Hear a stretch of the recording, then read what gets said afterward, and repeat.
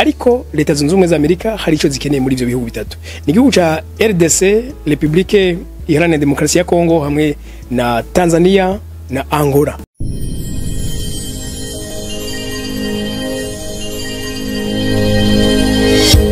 Gira amahoro, hamagara meza n'amafaranga ni Homme du Changement. Ndabasaba kugira subscribe kugira ngo ibiganiro byose dukora kuri kino kinyamakuru Agaciro Media bibashikire nta nkomanzi. Uyu munsi dusimbire muri bino bihugu bya Afrika turabe ibiriko birahabera.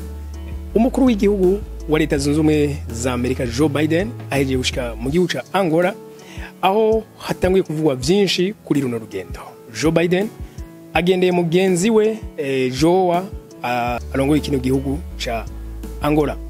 Ikimuzanye ugu rugendo icambere biravugwa yuko ari gukomeza amahoro, gukomeza imigenderanire no gushigikirana mu iterambere. Ariko rero imvugo ziriko ziravugwa bigarukwaho cyane nuko ico gihugu gisanzwe gifise amabuye y'agaciro, cobalt n'ibindi.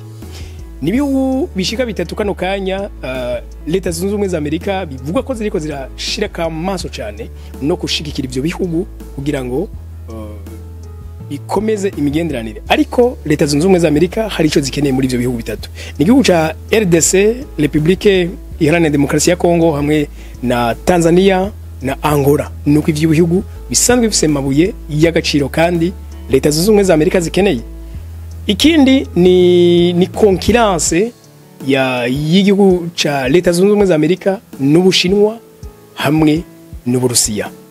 Igituma rero igihugu c'Uburusiya kiriko kiregira influence nini cyane muri Afrika kuko kiza gushigikirana na bino bihugu vya Afrika mu kuduza inganda, kubaka amabarabara, kubaka amazu n'ibindi.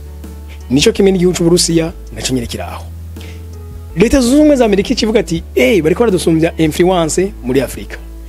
Ejo tuzosanga ataxe tukifise kuri Afrika. Kandi Afrika ku rundi ruhande mwibuke abo bantu bose ivyo bihugu byose biza kuyifasha surukundo. Bibiliya nivuga ngo umunsi izuba nta kintu c'ubusa, nta kintu c'ubuntu kibaho, tujuru hama hari ikiguzi. Udufasha hari ikiguzi runaka, hari cyo dukeneye.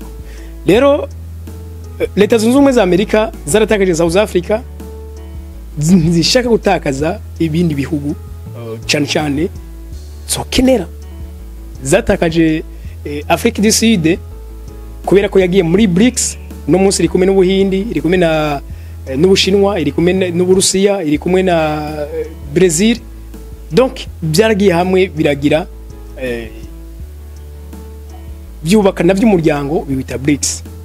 Vuba baravuga ko wagiye bigiye no gusohora ifaranga lizo concurrence idolari igwe hasi. Urugendo rwa Joe Biden no kugira ngo nawe yifatira abantu nibaze bamuce mu myanya no kinko South Africa yabikoze. Hari imvugo ya Donald Trump buca ashikira ubutegetsi muri leta zunze ubumwe za Amerika ahazorahira itariki 20 z'ukwezi kwa mbere 2025, no kuvuga no kwezi buca dutangura. Donald Trump yaravuze yuko ati ahantu hose mubona hari imitwe y'iterabwoba, uvuga aba terrorist, tujura aho hantu hama hariho ikintu biriya bihugu binini binini bikeneye. Ati niyo miwe ni waje kuraba uzusanga ifisa bayishigikira bari muri vya bihugu binini binini. Haravuga ngo ari bavyita ngo ni bifi binini binini. Ego ico ni kimwe mu byo twari dushatse kuvuga gato ku rugendo rwa President Joe Biden ari muri Afrika kano kanya. Kumbure urugendo rw'iwe rushobora no kubandaniza mu kindi gihugu, ntikibe ari Angola gusa.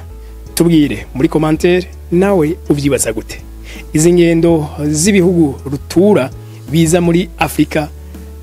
Mbega ubona bigamije iki? Hari wavuze ngo Afrika ntiyigenga kandi ntizopfa yigenze, nivyo ubibona gute? Dusangiza ivyiyumviro vya muri commentaire maze dusubire guhurira muri video z'ubutaha. Muri kumwe na Homme du Changement. Bye bye.